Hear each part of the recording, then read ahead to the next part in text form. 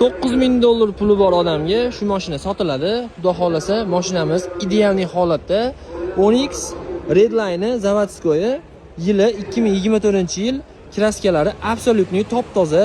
Mashinamizni holati ideal holatda turibdi. Bu Redline qilinmagan, zavoddan shunaqa tayyor chiqqan. Salon qismlari bilan tanishamiz, hurmatli obunachilar.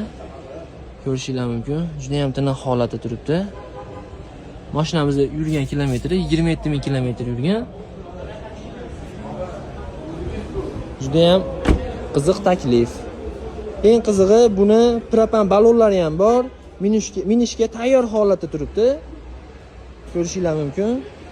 Xo'p, buni $9000 pul berib, qolganini 8 oy davomida variant asosida sotib olsanglar bo'lar ekan. To'liq ma'lumotlarini egalar nomini pastda qoldiraman. O'zlari bilan kelishib dogovor qilsanglar bo'ladi. Xudo xolasa, bu mashinaga 10.000 bersin deyatuvdi. Aka, bo'ladigan ishni qilaylik deb 9000 ga tushirib qo'ydim. Andijonda bordan uzoqlashmanglar. Hammaga rahmat.